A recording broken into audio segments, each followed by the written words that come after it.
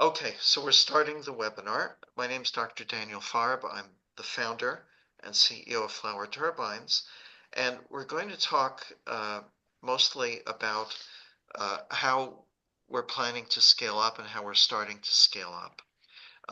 We're going to start off uh, with uh, reviewing some things about the company. Our agenda for today uh, is going to cover the points that you see here: review of company information, targets for expansion, specific examples of sales and pipelines, and future plans. Uh, we're doing this because our fourth quarter was the best we've had for sales, and we're hoping to make it continue from now on. And I'd like to give everyone a glimpse into how we're going to do it. Uh, let's go on to the next slide. So we're first going to review a number of things about the company. Some of you may have seen these already on the investment site. Some are new, but we're going to go quickly through this so that everybody is up to speed about how we've been building the company. So we're trying to establish a foundation for sales. And instead of rushing into sales, there are two approaches that you can take. One is just getting one product and going ahead with it. What we've been doing is building up to a product line. We've been doing patents and technology. I think this is one of our biggest distinguishing factors. We have 30 patents in multiple countries. Uh, and our technology, which is how you put it together, we've been working on that a lot, and that's part of the engineering and prototyping. And it takes time, it takes money to do this. I wish it didn't, but it does. Uh, in the process, we've won a number of awards. We've also been building up our staff so that we've been increasing our staff so that we're ready to expand. And we've been working on production, which is now in the United States and in Europe. And now we have availability of a product line. Now, one of the important things about that is that now if somebody says, I can't fit the 2-meter blade turbine on my roof, but I could fit the 1 meter, is that we have that to offer him instead of just having, let's say, 2 meter, and we run with that and nothing else. So I think that's important. There are two ways to develop. This is the one that we've chosen. Uh, so we have the product line now. Okay, so I'm just going to run quickly through some of our awards. You've seen this on the website. Pepperdine University Business School found us to be one of the top investments in the country. We're chosen as a top innovator by the U.S. Department of Energy. Solar Impulse Foundation found us to be one of the top climate change solutions. On 2 separate years, we won the Dutch Government Sustainability Award, and here you can see the climate minister that came to the installation of one of our e-bike charging poles, which we'll talk about a little bit soon. They're very popular in Europe. We were one of the winners of the San Francisco Clean Tech competition, and that gives us support from within the mayor's office of San Francisco and from Deloitte of San Francisco, which is one of the sponsors, to access resources and people in the city and in the region. And I'll tell you later how we hope to take advantage of that. We already did our first project there, a demonstration project. And if you look at the updates on Start Engine, you'll see on YouTube there's a video of it. And we have other ways in which we've shown our credibility. We're on CBS, Innovation Nation. We're on Coldplay, and we've been nominated and received many other rewards. Okay, so what our company does is we have overcome the barriers that have kept small wind from being a major force in renewable energy. It isn't now. It's growing, but it's relatively minor. We hope to turn that into exponential growth. Uh, so usually low noise means low efficiency. We've overcome that. We have a bird-friendly design, which is an objection many people to all types of wind turbines. We have low starting speeds, and because of our engineering and our patents, we're also able to create durability at high speeds. It's very difficult to have both together because you need lightweight for low starting speeds, and you need usually higher weight to make sure something is durable. But we've solved that. Uh, Aesthetically pleasing, and one of the most important things is the bouquet effect or the cluster effect, whereby this is really a revolutionary concept in wind energy, is that the more turbines you put together the right way, uh, the better every one of them performs. So I talked about a product line. Here's our product line. We have several different tulip shapes for different sizes. We have the aluminum power tower. We have rooftop installation mechanisms uh, where we group several turbines plus solar together. And we have e-bike charging stations as an application of this. So these are some things that you can do with our products. And we have a new addition to the product line, which is coming out soon, uh, which is our own brand of charge controllers. We have about 10 patents in the area of power electronics, and this is just the first step. We're going to be providing these with our smaller versions first. They're going to be fairly simple. They're going to enable uh, small amounts of power to be used with very low background power consumption that it takes to run these. And then we're going to expand on this. We have a whole program that we hope to be doing, of course, with your help, um, whereby we're going to add AI to wind speed prediction. We're going to control the cluster effect electronically, in other words, making the electronics clustered, having, for example, a common brake for a whole set of turbines. So there are a lot of ways in which we will make turbine electronics more cost effective and more technologically advanced. This we hope to have on the market soon. We've shipped out like a first beta version of that already to a couple of clients, and there are projects coming up very soon in which we hope to have these completely tested and ready to ship out in the next few weeks. So, as a reminder, our IP is really first class.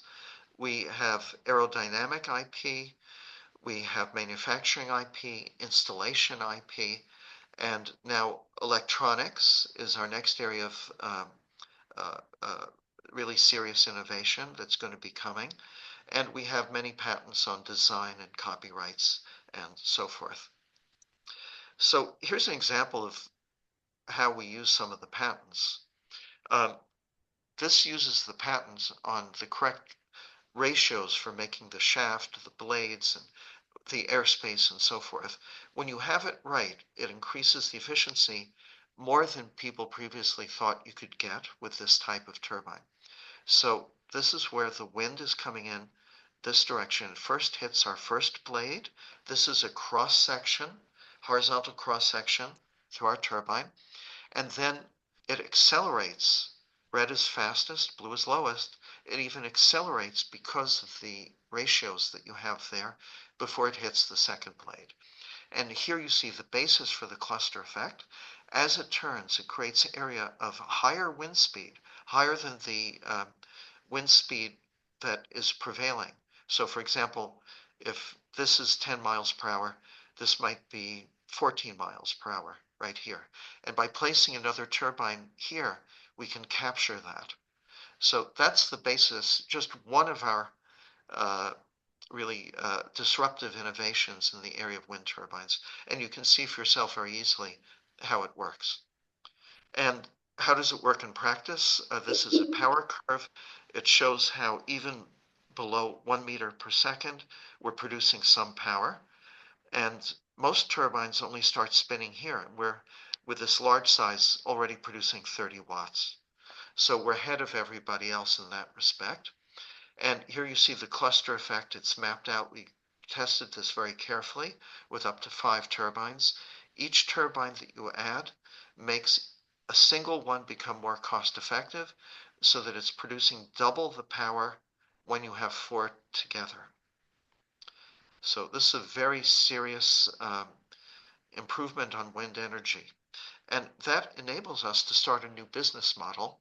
So if you compare solar to flower turbines, and of course it's important for it to be in a windy area, is that in a windy area, uh, due to the cluster effect, we can get a little bit better return on investment in fewer years than solar. But what's really a very big difference is that we are hundreds of percent higher in terms of the amount of energy per square foot. We live in a world that's becoming smaller and smaller. Space, real estate is valuable. This is something that we can do better than anybody else and better than solar. Now, let's just introduce you to some of the people in the company. There's me, and last year we added Hani Guerra, who's our head of business development.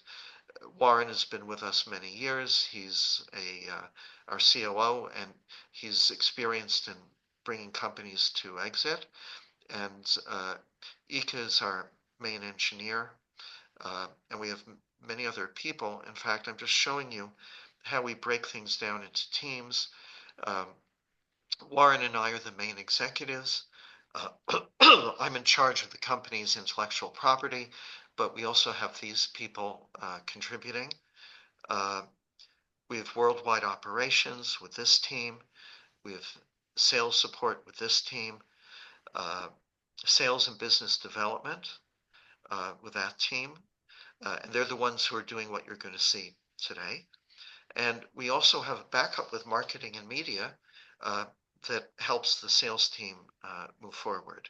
And we have mechanics, and we have flower power, which is something that Warren is concentrating on, which is high-end art put on our turbines. So let's go through some other things. These are pictures of our manufacturing assembly warehouse facilities in the Netherlands and in Texas. So let's talk about now the main reason for today's webinar, which is our targets for expansion. We're targeting certain markets, certain partnerships, certain geography, and certain products. And these may overlap a little bit. We're going to go through this step by step. So our market expansion, one of the very important markets is data centers. Data centers is a huge growing enterprise right now. It's very hot, and they use incredible amounts of energy. And the situation is that they're under pressure from utilities to provide their own power.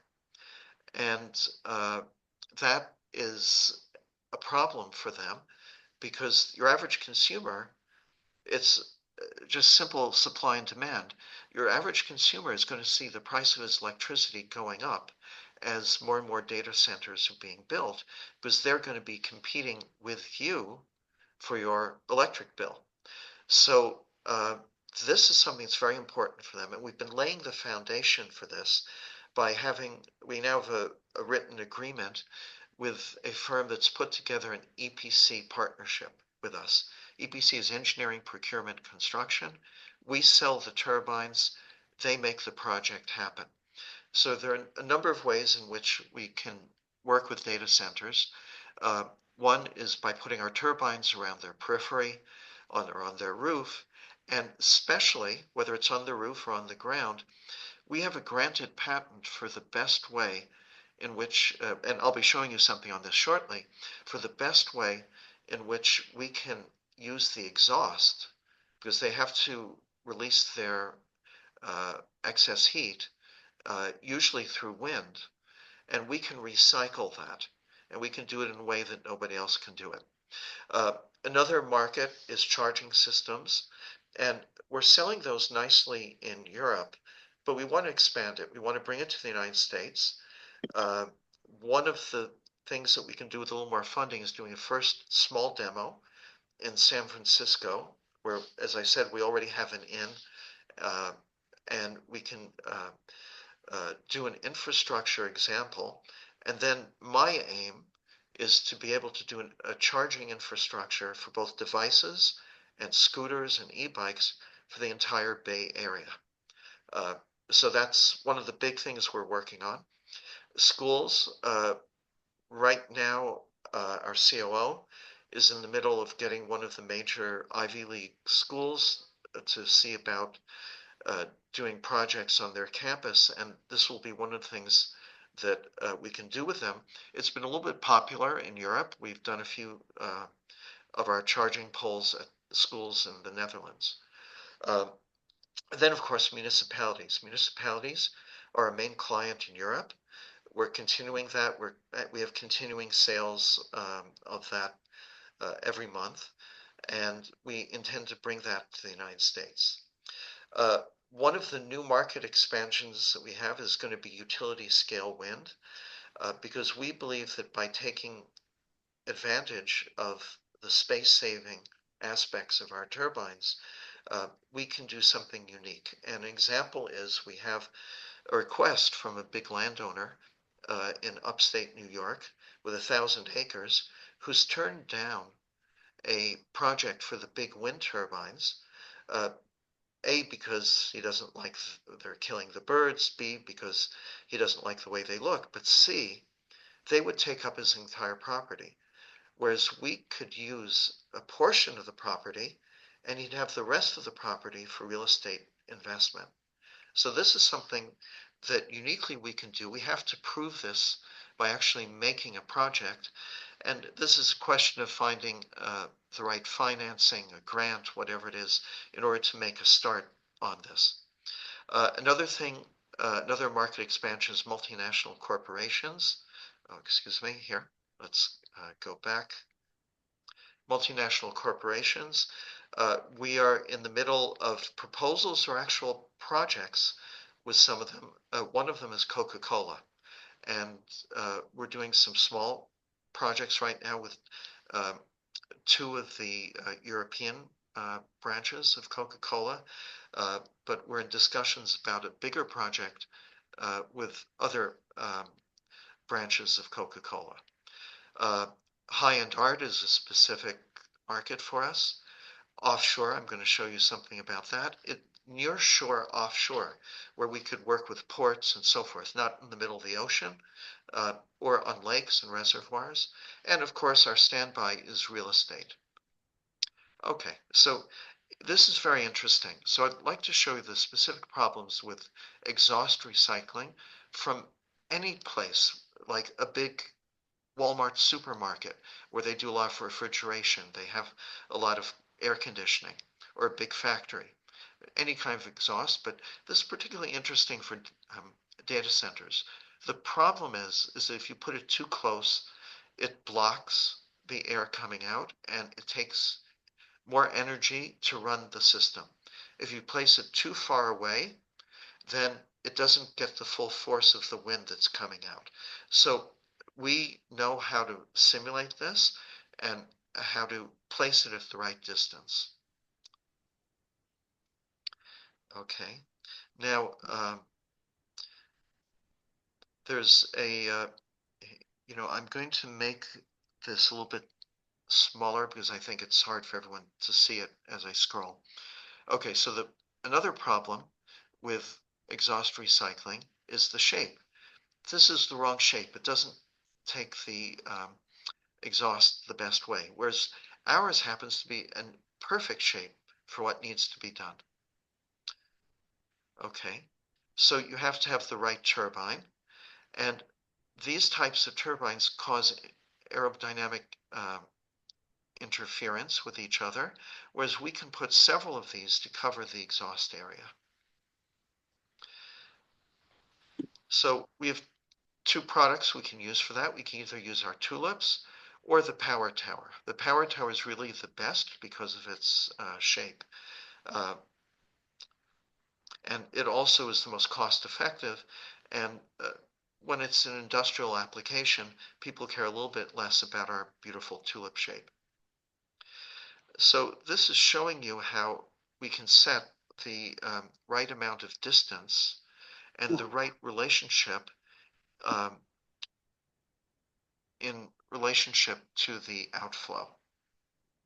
Well, Okay, and this shows one you of the things that I had this show. had Please, understood, somebody, and please mute yourself and while we're going through this.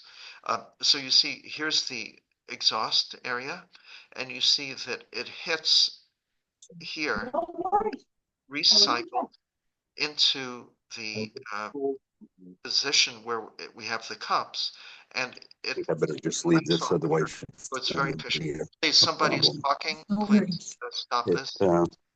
Please I put your. don't know how to make it work. I think it's Lee Lee Studevant. Lee Studevant, please turn off your mic. There's somebody who's talking. Please, it's interfering with the recording. Okay, thank you. Yeah, Is talking, please. Okay. Okay. So we have a granted patent. We have a computer model for determining the right distance. We have a shape that matches the outlet shape, and the design is efficient for this type of wind. So I'll go through this. Here's an example of how we can brand ourselves for a major corporation. And as I say, we're involved in negotiations with several branches of Coca-Cola right now. Now, for real estate, we're going to leverage the exclusive cluster effect to enable projects in large numbers. And that's $1 trillion market just in the United States between commercial and residential real estate. Now here, this is a prototype that we did in the Netherlands. It's just one turbine, but just illustrates what we can do.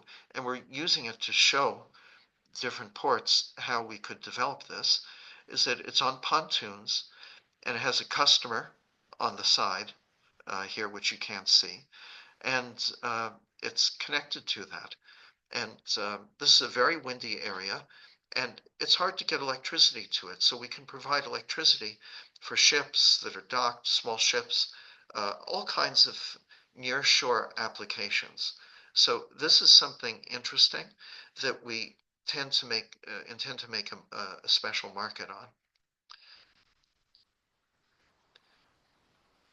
And this is an example of our large turbines in a seaside area. And this, of course, shows the appeal of art and how we can put them on rooftops. Okay, so that gives you an example of some of the different markets that we're aiming for. I'd like to talk about geography. Now, of course, we're already in the United States and Europe, but we're starting to develop a network of customers, of resellers. So we have a reseller in the Gulf states. We are hoping to get a very large contract with one of the big oil companies there through them. We have, for example, a reseller in Colombia. And this is something that's like really breaking news for us in the last few weeks. There's a multi-billion-dollar company in Canada that wants to be and is in the middle of discussing with us a joint venture where they would set up for us manufacturing facilities in Canada and take us to market in Canada. They already do very large industrial projects, which is really our potentially big money maker and big expansion area. And they have the means to do that. And if we work this out, this will also enable us to serve Canadian customers with locally built turbines, and also a training center for installers in Canada. So this could be very big news. We haven't announced it on the website because it isn't completed yet, but this is in process. We have a reseller in Chicago. A reseller from Ukraine has come to visit us in Texas, actually. It's very nice that they did that. Um, they actually have industrial exhaust because they're an industrial company, and we're working out how we can put our wind turbines on their industrial exhaust, and they also want to resell for us. An example of another country where we're starting to get traction with a reseller is the Congo. There's much more here than what you see. We're also expanding uh, products. We intend to start making charging system software, and we did a successful beta test of that. And we're going to redo the electronics inside the charging systems in order to accommodate this new software. So that's going to be something very big and will help with infrastructure projects, which we hope to move into uh, with our charging systems. Uh, we have the rooftop installation systems, which I'm going to show you. The power tower, we've been developing that over the last year, and we're going to really concentrate on that power product line. Our 2-meter turbine is one of the sizes that we find is very versatile. A lot of people are interested in it. It can fit on a lot of roofs. It can also go on the ground. And the electronics are going to help us expand both our market by making more efficient electronics, and we will be able at some point to start selling them into small hydro and large wind projects. So we've got some really nice project expansion concepts go here. I'd just like to show you a picture of our different charging systems, combination wind and solar, solar only, and grid connected. So we can meet any needs anywhere for making systems with our charging systems for bikes and devices.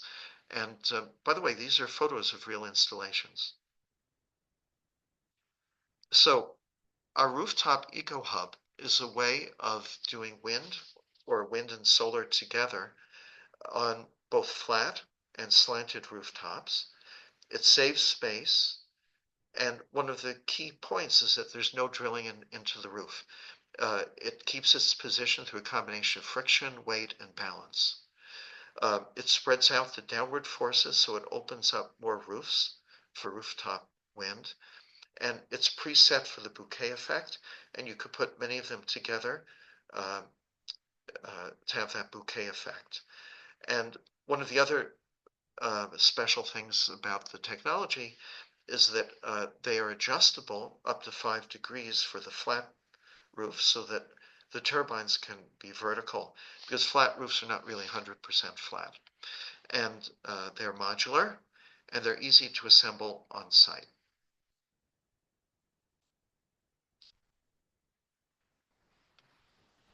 So we're showing you some pictures here. The flat roof model comes with 3 preset or with 5 preset.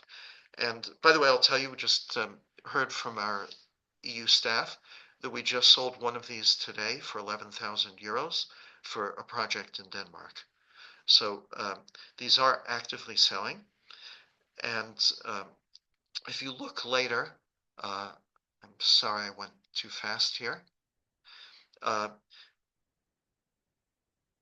This is where you can see one of these installed in San Francisco.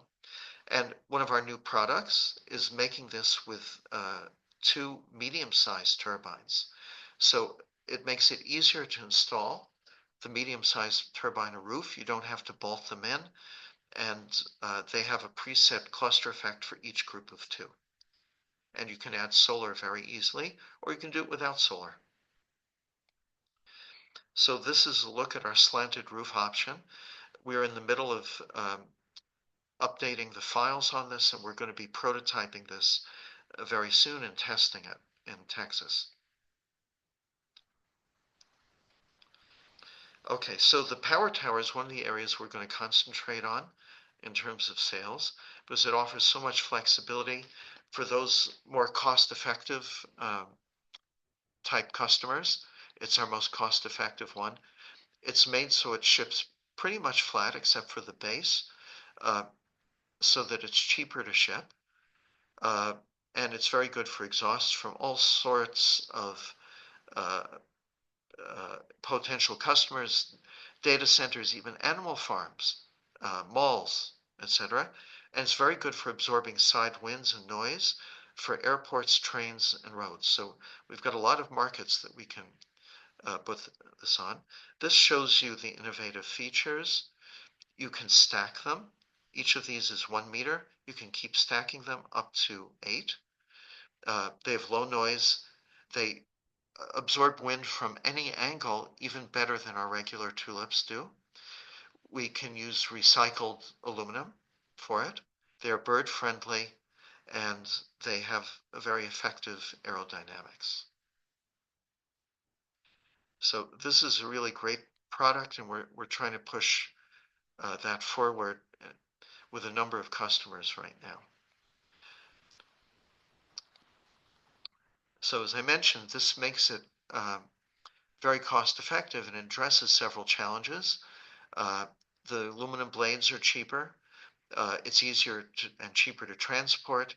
It starts at even lower wind speeds and it has improved uptake of wind from all directions.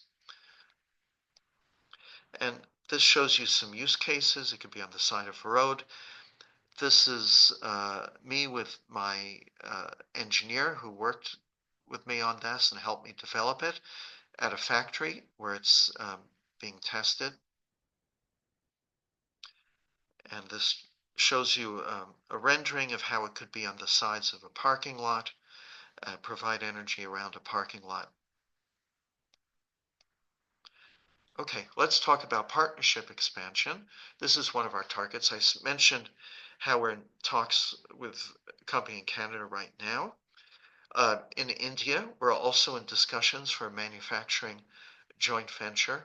And there's some features of the Indian market right now that are very, very good for wind energy and for renewable energy in general.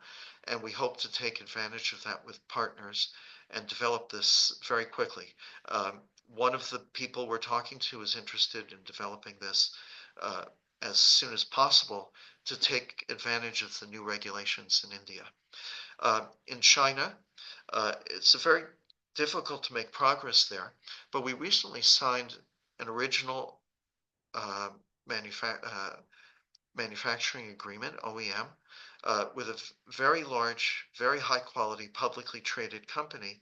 So now we can make estimates for production in China for projects in China, which we haven't been able to do before. So that I think will help us actually get projects in China.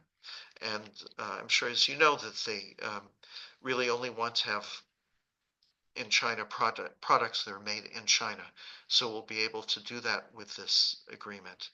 And we recently have started a partnership with a major, very large company in the EU for producing at least some of our products there. Currently, we're doing some manufacturing in Poland where it's cheaper. And for one project we're working on right now, we're shipping some of the metalwork from Poland to the Netherlands, where we're doing another level of the product production, excuse me, in the Netherlands with this very large company. We'll give you more information on the specific company and a lot of these specifics later. Right now, we'd like to keep things confidential until things are really moving ahead, because we don't want others, copying our partnerships. So here's some examples of resellers. We're working on developing resellers.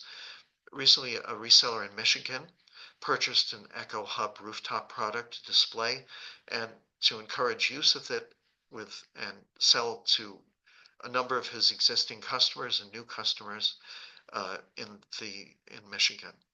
A reseller in Chicago made his first purchase of small turbines so that he can show how it works with larger turbines. And I'm sure you know Chicago is called the Windy City, and it's a really great location for us to get started. We just had recently in Ireland some SL poles, that's our on-grid charging poles, as the start of an infrastructure project. We just had recently in Portugal a purchase of 7 charging poles. In Belgium, we have an upcoming project. We just sent out an invoice to a reseller in Belgium who is using 10 for a mobile food station. And we just started the charging pole market in Croatia. So these are new things that are just coming about right now. Let me give you some examples of some large projects that we're bidding on. One is a data center in Colorado is asking us for a very large combined wind and solar proposal. A biorefinery plant is asking us for a 1 megawatt or bigger project proposal. We're still on line for the large Saudi project. We're awaiting award of the contract there. We're in the middle of a proposal for a distribution center for Coca-Cola in the United States. And the proposal stage, sorry about the spelling there, for a 50 megawatt project in upstate New York that I told you about.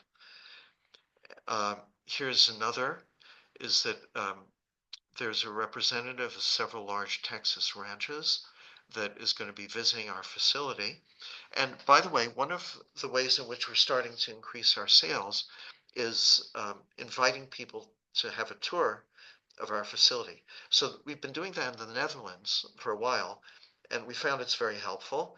So tomorrow, we're having our first official tour, and we've had, I think, 25 people sign up, and our electrical engineer is going to be giving the tour there. So I think we'll get a lot of sales out of this. Another example of something we're working on is a Puerto Rican development of 146 houses, and also a company in Germany with multiple warehouses around Germany that's working on the purchase of large numbers because they want to reach their sustainability goals. So we also have smaller projects. We recently delivered 5 turbines for a project near Big Sur in California. We just sent we are sending this week a power tower to British Columbia, boutique hotels in various locations. There's some pending things, and we're, I think, very close to getting a purchase of 28 turbines from a Swiss architectural firm for installation around a villa. This shows you some of the variety of the things that we are working on. So what are we going to do in the future? One of the big things that I want to work on, and